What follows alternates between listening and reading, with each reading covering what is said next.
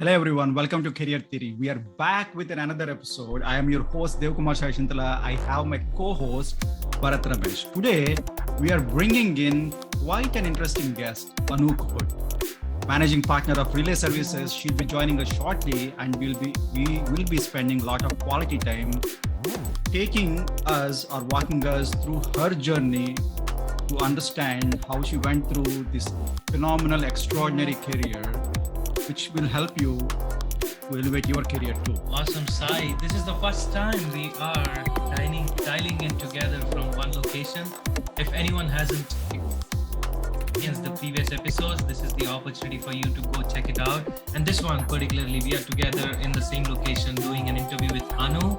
And yes, we are super excited to bring her on. So let's get into the show right away from DC. Thank you. To introduce Annu, she is the managing partner of Relay Services, a professional services firm that provides outsourcing solutions to commercial and government firms, an angel investor, and she likes to call herself a recovering attorney who turned into an entrepreneur. She is the managing partner of three firms, Relay Services, Nirvana Management Corporation, and BPR Plum Groove Reality. And the list doesn't stop here. Let's learn directly from Annu Khot about her personal journey. With that, let's welcome Annu. Welcome to the Career Theory, Annu. Thank you. Thank you, Sai. Thank you, Bharat, for having me. This is a true honor. And let me tell you guys, this is my first podcast. So I'm equally excited, to be here, to be able to convey my story and to be able to be part of this amazing journey with you guys. Thank you. That's the whole point. We wanted to learn more about your personal journey because you have an excellent career and also an amazing personal life. We are really curious how you did this. So yeah, let's get into that. Awesome. Thank you. With that, Annu, before we get into the details of the podcast, could you navigate us, our audience, through your journey of life? For most of our audience in North America, I was born and brought up in India. I was born in an eastern state of India called Orissa, which is called as the state of temples. People are very simple. People lead a very simple life. My parents were both engineers. My dad was an academician. He was a professor of a regional engineering college, Rourkela. So I was raised in a very academic environment where every evening, brilliant minds would walk into a house and my parents would have unlimitless academic discussions. And our benchmarks were set right from the beginning. We would see people going out to States and to Europe to achieve their PhDs and masters and getting into real good Fortune 500 companies. So as a little girl growing up within that surrounding, my benchmarks were already set as to where I was going in life and what is it that I was achieving. I also had a very strong independent female lineage in our family. My mother was the first person in her family to have an engineering degree. She literally had to fight a lot of patriarchal thought process to get to where she was. And she retired as a subdivisional engineer from BSNL, which is a very well-accomplished telecom company in India. So having both these set of parents, you can very well imagine the burden I grew up with. So accomplishment was an understatement in my house. I have an older sibling, and if you compare both of us, my older brother was academically very well versed compared to me. I wasn't very academically challenged, but compared to him, my accomplishments were not that shining. He ended up going to National Defense Academy, wow, which is one of the most prestigious military academy in India. And currently he's a colonel in representing the Indian Armed Forces. So while growing up, I had very remote interest in my interest surrounded, and I always was very inquisitive about business and how transactions happened in our daily life. And I was very good in convincing people. I had the power of argument and I had the power of convincing people and changing people's mind. And also apart from that, while growing up, I could narrow down three things which really molded my thought process, and it's still there with me, is building, guiding, and influencing people. and especially building people, guiding them and influencing their self-confidence. And I used to do that as a child. I would gather kids in our neighborhood and we would play pretend school. And I would always be the teacher. Like I would not let anybody be the teacher. And I always wanted to of a scenario where I felt that anybody in a position where they're able to convey ideas, where a figure of where an authoritative figure or a figure of power. So I could relate that because I was in a campus, I could see professors coming in and out, and I felt that this is what I should be doing. But what I didn't realize was in that moment, I was influencing young minds. I was trying to tell them how you can better your lives and how you can take up challenges and how you can stand up for your rights. And that continued during my high school days, that continued during my college days. And I think that narrative still continues till today. Wow. Awesome. Wonderful. Love it. Love That it. was an amazing journey, especially talking about how you were part of a family which was already doing really excellent, and that kind of pressure. How did you handle that pressure? What was your motivation factor to handle that pressure in life? I was pretty smart enough to convince my parents to not let me bog down into the academic pressure. I remember it was 8th grade and I practiced it for 2 months, how to sit with my dad and tell him that I wanted to pursue commerce, accounts, and eventually get into the business world of corporate and get an MBA degree. But then coming in from a STEM family, it's not very easy to convince your parents and tell them about your life aspiration. So I did have that talk, and I would say I was 13-year-old when I had that talk with my father. And my father was pretty impressed with me, but he put down a challenge. He said that I will let you pursue your dream, provided in your ICSE, and that's the 10th board that we give. It's a national exam that we give in India. You have to score more than 90% in physics, chemistry, and bio. And if you don't, then you would end up pursuing science in your 11th and 12th. And I was so scared. I didn't want to pursue science. So I put in all my effort, making sure that, I do what has been expected out of me so that I don't have to do what I don't want to do in 11th and 12th. So that was a deal, and I was able to do that. And that made my father realize that I'm someone that would not Focus. I'm just not doing lip service. I'm just not doing something that I'm not determined. So he saw the potential. And then in 11th grade, he told me that, why don't you pursue law? So there's a national law school. There's a national exam that happens after you graduate 12. Why don't you consider doing that? And let me tell you, it's not a very easy exam to crack down in India. It's in the same lines of IIT and IIM. And I had no idea. Nobody in my family did law, and me and my dad, we had no idea. But that man sat down with me every day till 3 and 4 in the morning to teach me legal aptitude, to teach me legal reasoning, to make sure that I crack this national exam, and which I did. And that's how my journey as an attorney started. Now, let me understand one thing. Thank you so much for it. Especially the school game that you're talking about. I see my daughter playing that game all the time, and she wanted to be the teacher. I can relate to that. Thank you.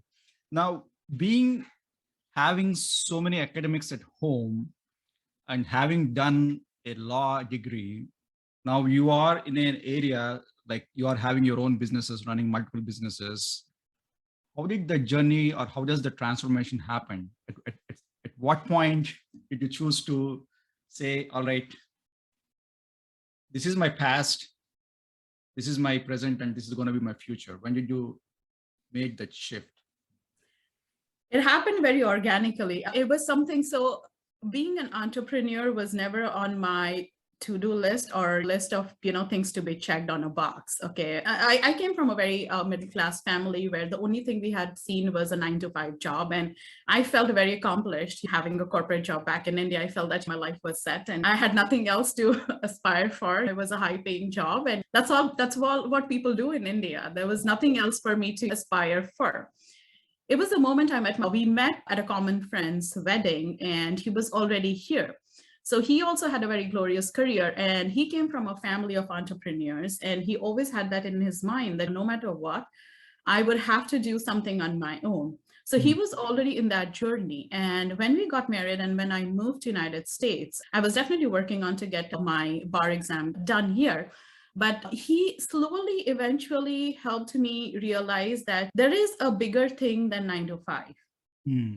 Okay, the things that you want to learn, the things that you have never thought about yourself can be achieved and in a shorter span of time. And I kid you not.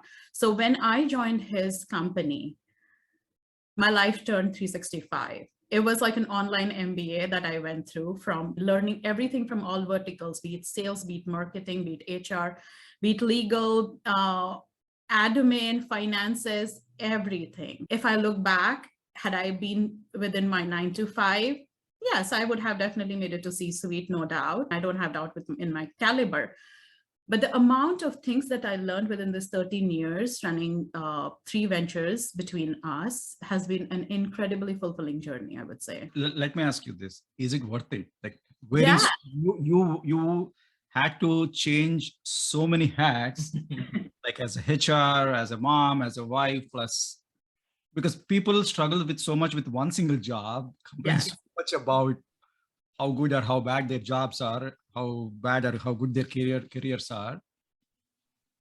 Is it worth it? It is truly worth it. For me, yes. What I had to learn in that journey was how to manage my things properly. How do I manage it more smartly, effectively? How do I delegate my things? How do I delegate my tasks? So if you can manage things, if you can prioritize things in your life, yes, you can wear as many hats you want to in life. Wow. Yeah, I definitely am thinking a lot with respect to how your whole journey shifted. Do you miss being an attorney at any point of time in your life so far? Yes and no, I would say. So within our ventures, we have 5 law firms as our retainers. Okay. And when I look back and when I see things, there's something within me that always wanted to be a partner of a law firm. And when I see that, I'm like, okay, this could have been my future. And that was the case when I was 26 and 27. I was a young woman and I didn't see a lot of people like me doing what I was doing at that point of time, while all my friends were climbing the corporate career. So there was an imposter syndrome in me thinking that, am I doing the right thing? Am I in the right journey? Did I make the right decision? So a lot of doubts definitely came in my mind. But today, as a 40-year-old, I would say, no, my journey has been incredibly very fulfilling. This, I will own it. And this is what I was meant to do.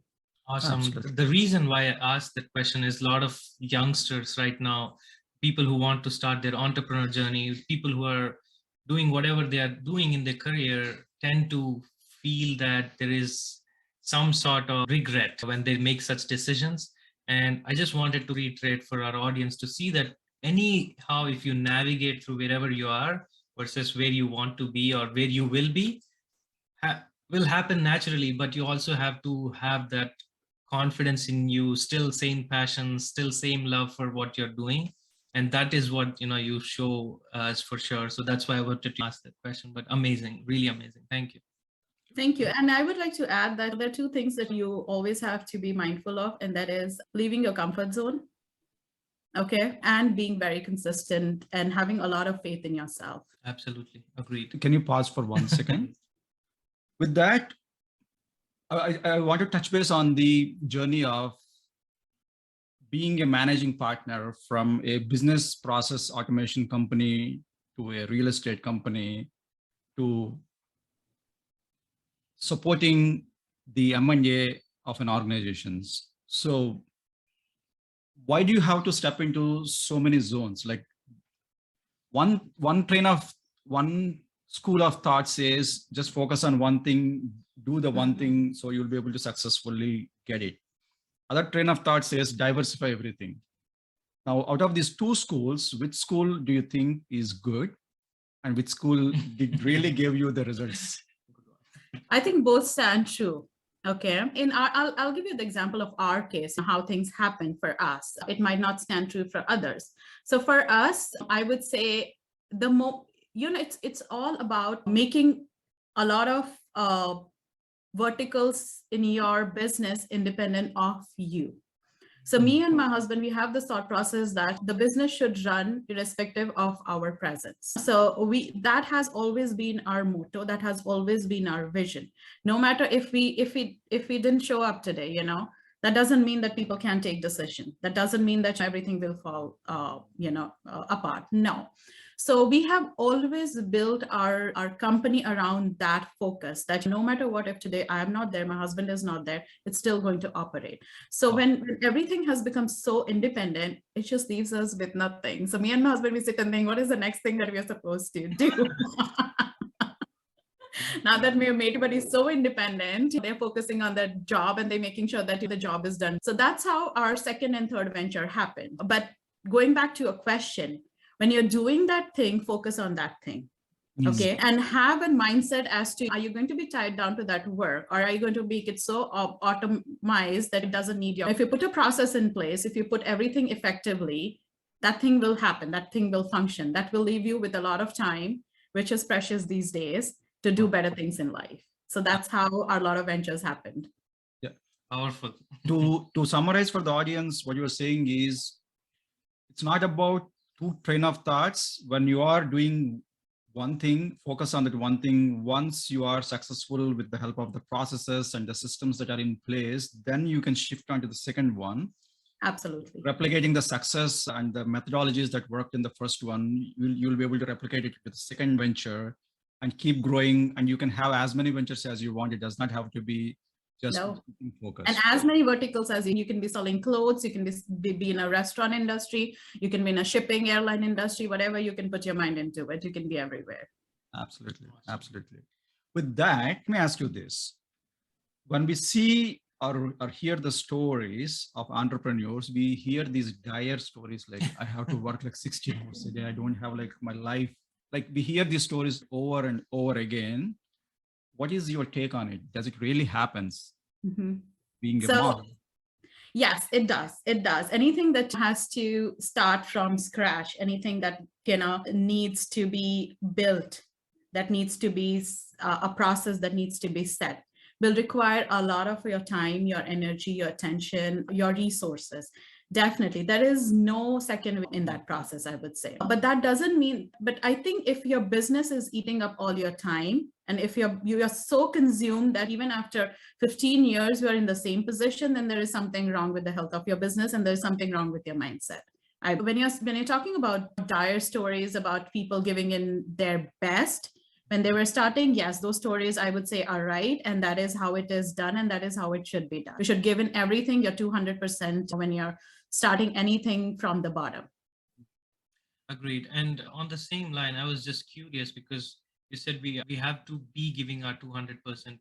With you in particular, you're a mom, you're a wife, you're an entrepreneur, you're doing multiple things. You're even on LinkedIn going out and sharing what you're doing and motivating others. How are you managing everything? What is your daily routine like?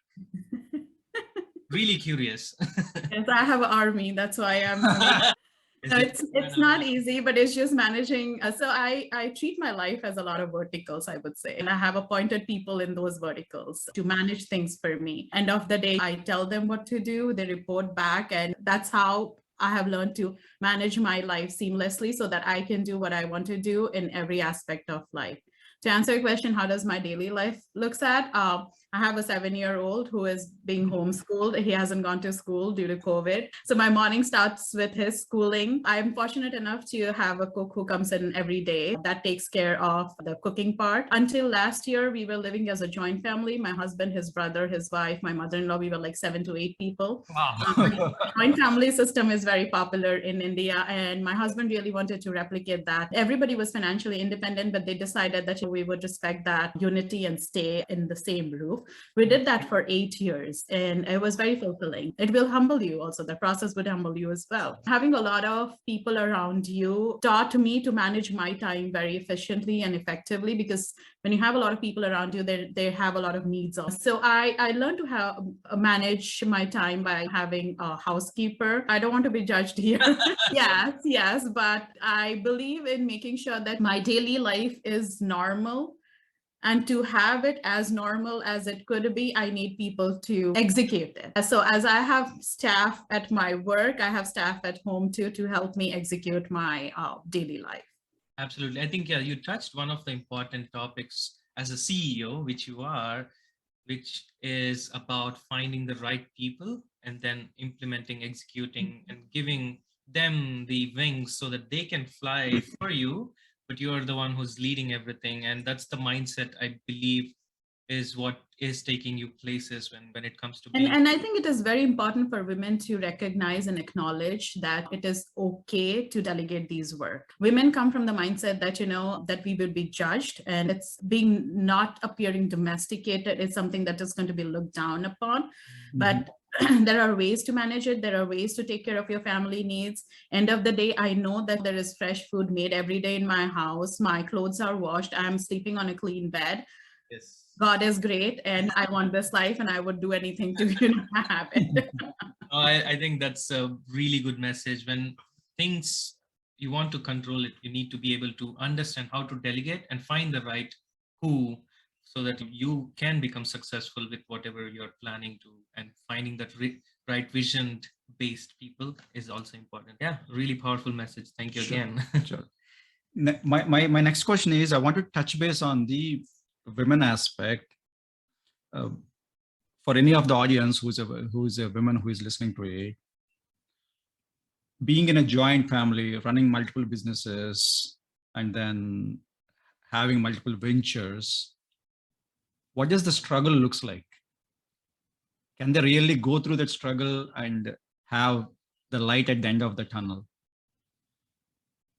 Absolutely. The struggle is how effectively you manage your time. That's the biggest challenge that I faced on my daily life. I was taking care of my sister-in-law at a point of time, and she had cancer. I was also in a position where I was a caregiver.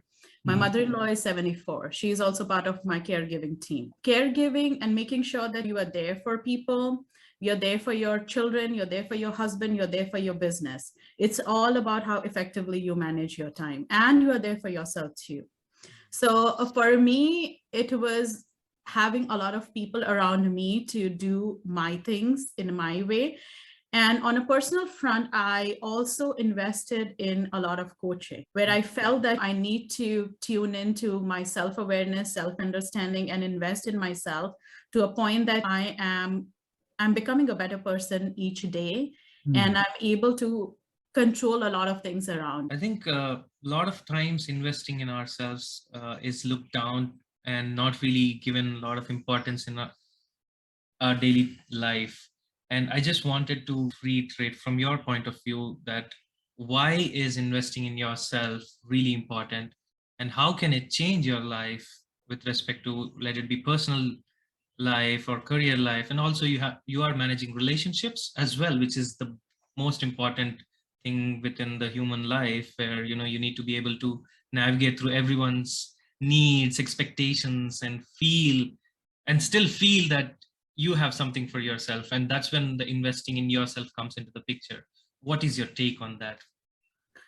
So nothing happens out of the blue. Until unless you fail, and you fail miserably, then you realize that you have to take care of the need and situation. And those things happened with me. I was getting very overwhelmed with things around me. I was becoming very snappy as a person. I was getting very agitated. I was not resting well. And that's when I realized that I need to take a step back, need to understand my needs first to be able to fulfill people around me. And that was from a personal point of view. And professionally, I realized that there is no school that will teach you how to be an entrepreneur. There is no school that's going to teach you how to do that journey. So who do I go to? Who do I ask? There are mentors, definitely, but brainstorming those ideas and being vulnerable about your insecurities and talking and throwing back and forth the ideas, who do I go to? That's when I realized that I need a lot of coaches in my life. So I have 5 to 6 coaches around me. Wow. There's a business coach,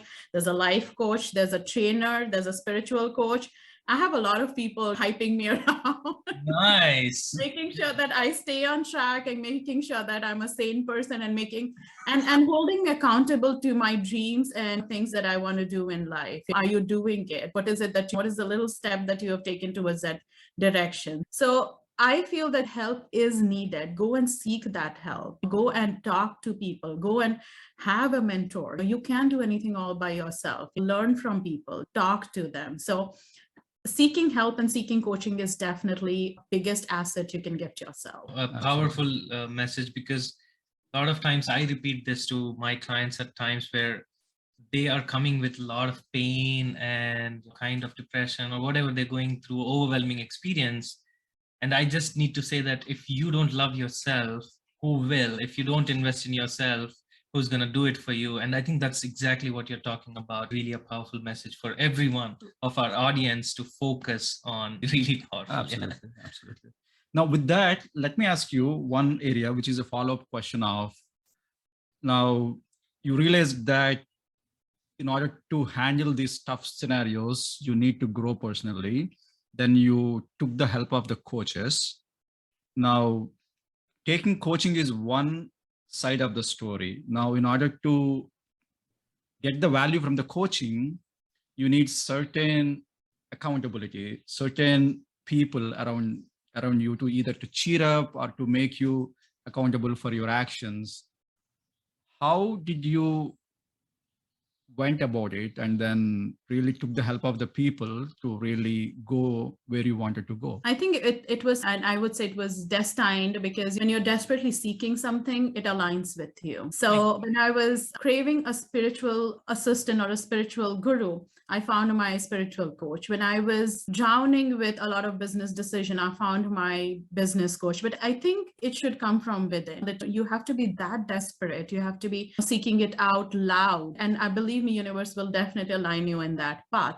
So that's how I met a lot of people in my journey. There were people that I didn't feel that I would be able to work with. So we separated our path, but there have been very positive people in my life for a few years now, I would say 4 to 5 years, that have been very constant.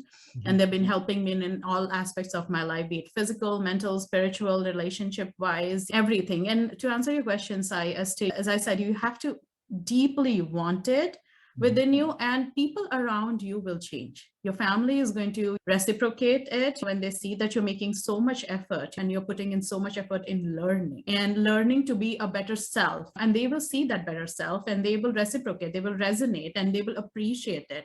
And I have seen that in my family where, I see my husband sees me in a very different light these days. And he sees that how much effort I make in investing in my self-growth, and he really appreciates it. And it towards a point that he respects the fact that, I've taken a time out during my day to focus on myself, and he will not disturb me. And my son does the same thing too. He also learns from my journey that failing is okay. Okay. Failing is okay. And we celebrate failures. Okay. We celebrate failures. And because I want him to fail and I want him to learn from that failure. And seeking help is okay too. Having coaches is okay too, and having not born with a brilliant mind is okay. So people around you you are going to elevate everybody around you. So investing in that learning is so important. And that's the one piece of advice, and one piece of, if anybody wants to take away anything from this podcast, is please keep learning, never cease to learn. Absolutely. Absolutely. That's brilliantly put together. Now we want to touch base on your business point of view. Meaning, what does your company do in terms of investing and the BPO services? Because those two are like two different spectrums. Are there two separate companies? Are there like one single company doing two wings of it? Sure. I'll walk you through all our ventures, actually. So Rely Services was founded by my husband. He has an IT background, and this was his dream as to pursue something in that direction. So this is his child, I would say. This is his entrepreneurial journey. And we actually do not do any investments from Rely Services. So our investment firm is called Rely Ventures, where we put into, so my idea in life is to focus on ideas, startup ideas that is humanity centered, things like ed tech, things like health tech, things that is going to, I'm not talking about ideas that is going to revolutionize something or make $1 billion or go into IPO, but that's something that's going to make sense. I'm not sure if you guys have heard of this ed tech called Synthesis. But Synthesis, and this is supported by Elon Musk, it's a system, it's a school system where they don't want to put kids, elementary school kids, in a pigeonhole where, they don't want to box them into certain ideas with facts and data about past lives, but they want to have a collaborative team where they want to have them come up with a problem solving mindset. So I support these kind of ideas. So my entire angel investing experience started with the reason that what is it that I'm going to leave behind me? What is it that I'm going to support? What is it that I'm going to do apart from what me and my husband we are doing? So in our small way, we are supporting founders and startups around us, be it somebody from a community college, be it somebody from local. And we have been doing this from 2015. And every year we do make an investment of 200 to 250K in these ideas. And we don't even care if we see the light of the day, okay? But it's about believing on the founders and putting your money on that idea and supporting someone who you think is going to make a truly positive impact around the community that we live on a day-to-day basis. Love it. And how would someone reach out if they have an idea which is going to sprout? How would they reach out to your company? What is the process like? Reach out to me. You have my LinkedIn profile, and these guys can tell you that. Awesome. Feel free to email me, and we can sit and we can talk, and we can see what we can do about that. I love it. Sounds good. Now, I wanted to touch base on the next investments that you always talk about, which is the cannabis. In many sections or categories of people considers that as a sin company. Being a mom and being a business owner, you are investing into something which can have a opposite result than what people typically want. Now, what are your thoughts on that? I think by now you would know that I'm very disruptive. Before I even start talking about cannabis, I want to ask both of you a question. While you guys were in India, have you seen people smoking BD? Yes, absolutely. Yes. So what is BD? It's tobacco. I know it's not tobacco. According to what we know, it is tobacco. Probably it is the raw leaf of tobacco. That's what we learned. No. So BD is a joint that they call in America. Oh. Okay.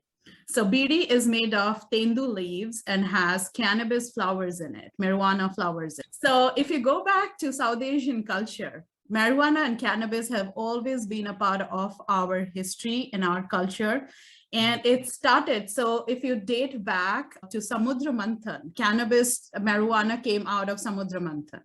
The history dates back to Samudra Manthan, okay? We use it on day-to-day basis. I will challenge you if you can find a data as to how many people died of smoking BD versus how many people died of smoking cigarettes in India. Okay, during Holi, we do bhang. And what is bhang? Bhang is cannabis. Agreed. So anything that comes out of nature, anything that comes out of a plant, how can that be bad? Compared to opioids that is synthetically processed in pharmaceutical companies. So there is a lot of stigma. There's a lot of taboo surrounding cannabis around us. The fact that a lot of people, and coming from that culture, we are not informed. Where is that thing coming from? Okay. Right. So my personal journey for cannabis started when I had two relatives in my household going through breast cancer, and they were able to manage their chemotherapy pain through cannabis, and I saw it firsthand. And for me, I experienced it. I had a very unfortunate incidents pertaining to my pregnancy. I had 7 miscarriages and I was put on narcos. And I told my OBGYN that I don't think so I would need this because I would be able to manage my pain through cannabis. And that box is still sitting on my countertop as a reminder that, I did not use one narcos drugs to maintain my pain. I was able to navigate my pain through cannabis. So but when it comes to cannabis, people think that, you always have to smoke a joint and you'll always be high. No, there are ways to dose cannabis. And there are things like you can do oil, you can do tinctures, you can do edibles. There are so many things which people can do if you're not a smoker, which is fine, but you can still be able to dose and have that effect in your body. So cannabis is something that will not affect your organs. Cannabis is a plant-based medicine. So it helps, and unfortunately, because it's a Schedule 1, federally not accepted, there's not a lot of research, or there's not a lot of money that goes into research. So we don't have a lot of facts and data out there. So when I saw that firsthand, me and my husband back in 2014 decided to make the best use of that opportunity when Illinois went medicinal in our state. So we applied for retail licenses. In 2019, we won one. We have another retail license pending in the state of Ohio. So this is where our cannabis journey started. And I can tell you, I am the only female Indian minority to have a cannabis retail license in the land of Chicago. Oh my God, really? Like with this process of thinking, does it really scare you with the thought that what if my next generation consume it, or would they become addicted to it? Does that thought ever crosses your mind? Also, I think I just wanted to see, is it more like a medicinal way to consume it versus to get high and be not in the right state of your mind? So what's the difference here? So I'll answer Bharat's questions first, and then I'll come to you. Sai, Bharat, in India, how many liquor stores did you see when you were growing up near you? Countless. And how easy was you to buy a cigarette from a pawn shop? No. But then compared to if you're bringing up and raising kids in America, do you see the access they have when it comes to tobacco or alcohol? What are we doing as a society to stop that? And if they become addicted to it, imagine that. Versus cannabis is a highly regulated industry. Okay. So when we got our license, our backgrounds were FBI verified. Illinois State Police monitors real time from an ounce of flower that we buy it from a wholesaler to how do we dispose it, has to be accounted for. Okay, there is no consumption. There is no consumption. So when I say that consumption, which means that you buy it, you have it there, and you drive home. No, there is nothing called consumption. We don't entertain consumption. You buy it, you take it home, and you consume it there. For a person, there is a certain milligram that has been prescribed by the state that you are able to sell them on a weekly basis. You cannot sell them more than that to a certain person. So it's a very highly regulated industry, and a lot of thought process definitely has gone behind for the lawmakers to even come up with that, law for each state. So 19 states in America have opened up, and few more are going behind it.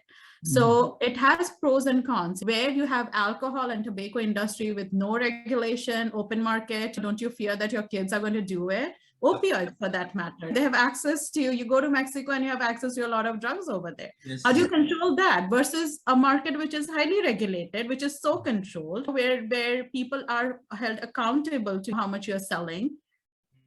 I don't think so we can go wrong in there. Absolutely. Well, please understand that we are asking these questions to clear up the stigma. And I'm happy to answer that because I'm very passionate about cannabis. I'm very passionate about this industry. I want people to do it. I want people to do it in an educated manner, informed manner. And when you consume alcohol or tobacco, there's a lot of side effects to it. There's a possibility of having cancer. It's going to be damaging for your organs, but there is no data to say that when you consume something that comes out of a leaf or a flower, it causes or impairs your organs in your body.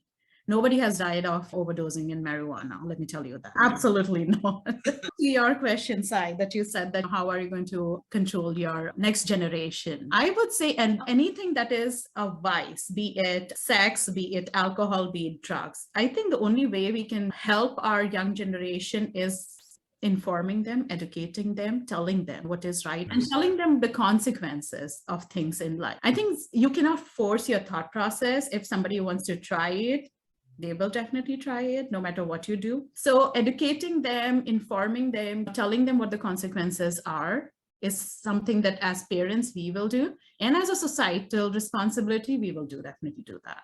Absolutely. Absolutely. Yep. To summarize from your experience and from your point of view, it is more harmful to not realize your full potential versus consuming a cannabis or getting addicted to something else. Absolutely. So choose your vice wisely, I say. I know we are humans. We are going to do something or the other. There will be a moment of weakness. There will be lack of judgment in life. We would do something, but choose your vices smartly, wisely, in a manner where you're taking more informed decision. Absolutely. Absolutely. Love it. Now, with that, let me shift on to your journey of while you're doing all of this, what do you think are the skills that are needed for somebody to stand up to the challenge? Like you being an investor, reading a lot of upcoming data, consuming and making the business decisions, which are like futuristic, profitable at the same time, not anything above the law. How do you keep up with all of this? One thing, and that is learning. Reading, learning, being passionate about, craving for that information. If you have to break through any industry and you do not belong to that industry, how do you break into that? The only thing that you, and which is free, the only thing that is available around you and which is free is knowledge. Absolutely. So sit on that, use that to your advantage and build upon it. So I would say you should have the hunger and passion for knowledge. Reading should be a best friend, I would say. Keep building on that skill set. And I think you will gradually figure out things. Once you keep reading, you will figure out everything. Any latest books that you're reading right now, which you could recommend to our audience that can change or transform their life? I like to read a lot of biographies. Okay. So the latest that I read was Indira Nui's Life, My Life in Full. It's very inspirational, I would say. I love that. And another book that I'm recently reading is about Theranos founder and CEO Elizabeth Holmes and how things went south side with her company. So that's been quite an interesting read for me. So basically, you're just extracting all the experiences from your personal life and implementing in your personal life. Isn't it a smart thing to do? Absolutely. That's the best thing to do. When sometimes I keep hearing that I cannot afford a coach, I cannot afford to have a lot of mentors. That's when you actually tap into the books, because they are the mentors. They are coming out of the experience from the experts out there in the world. And where can the best knowledge come from? Directly the actual. And just not that, even to decompose that message that you're reading and your takeaways, how you're applying it to your life. Reading is very easy. And what are you doing after that? How are you applying it to your life? So even taking a step back, even you do coaches, you mentor something, take a break from your coaches and mentors. Be with yourself for a month or two and sit back and self-reflect and think that, is it making sense to me? Whatever I have read, does that even make sense to me? Am I applying it? Does it have any value in my journey, or should I do something better? So take time, take a break from everyone around you, take a break, take time, sit back and reflect to what you have learned. Sure. I just want to touch base on the same point from a vantage point of somebody who is addicted to 9-to-5 job, thinking that is going to be my ticket to the freedom. How can we make sure they learn these tips of reading and incorporate into their life? Is there a step process that you used to follow so that you will be able to incorporate more and more reading into your life? So there was a point in my life where I would just go to Barnes and Noble and buy a bunch of books, and then they would just sit in my house. Okay. I was just buying books. I was not doing anything with that. Okay. So getting a book, that's a brilliant strategy, I would say. to find that getting a book, to setting a time in your daily, so 5 o'clock to 6 o'clock in the evening is my reading time. No matter what, I'm going to read. Now, I would read anything that I can lay my hand on. So effectively, every day, if you read for an hour, that's going to change your life for sure. Be it you're a stay-at-home mom, or you're having a very busy 9-to-5 schedule, or you're an entrepreneur, or you're a retired person, or you can be anyone, a student too. Take that time out from your schedule, and it is possible. No matter what, it is possible. Take that time out, schedule it in your calendar. Everything is the key. Absolutely. Absolutely. Here is what I do. Yeah, go ahead. Go ahead. Yeah. Here is what I do that I learned from some of my coaches is when I get a book, as soon as I read the book, I make my own notes. It's like going to the school and then whatever the teacher says, making your notes, come back and I'll see, all right, from this book, I picked up these concepts. Can I apply this concept to my life? So I'm like, from the starting to the ending, can I apply this concept? I think this concept is not applicable to me. And this concept can be applied. And I'll try doing slowly. That's like brilliant. Yes. 30 days.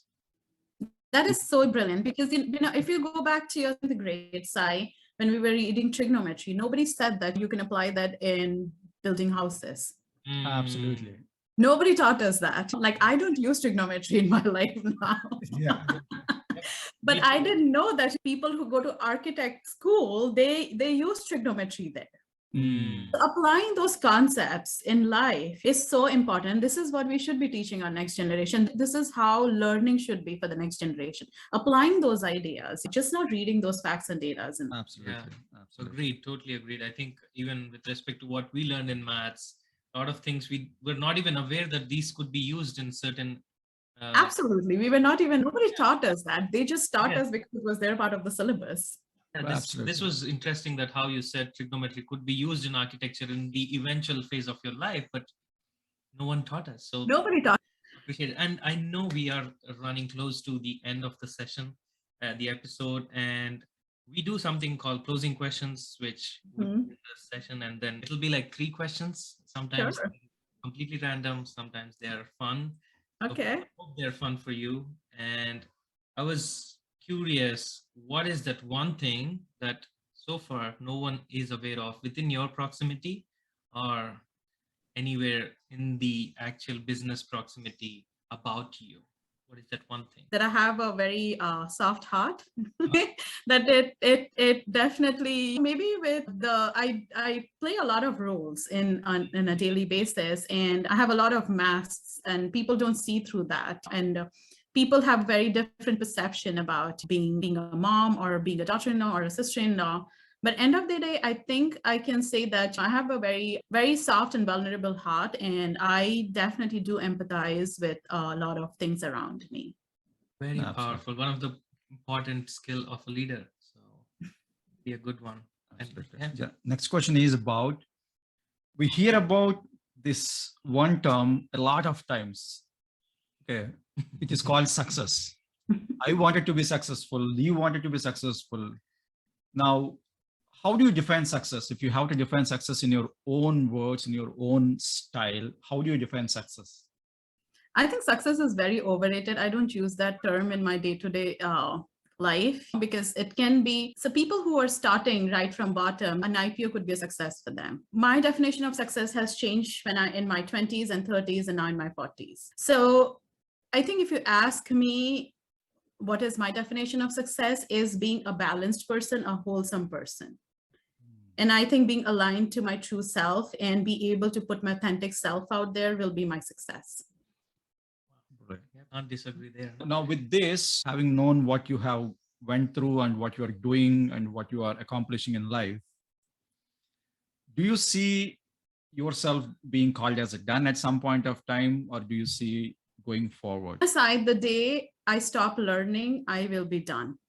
And I don't see that till in my 60s or 70s or 80s or 90s, how long. I will still be learning. You will see an old lady with glasses who will still be learning and still be speaking context out of books. So I think there is a purpose why we are here, and nobody can realize their full potential until they leave the day from Earth.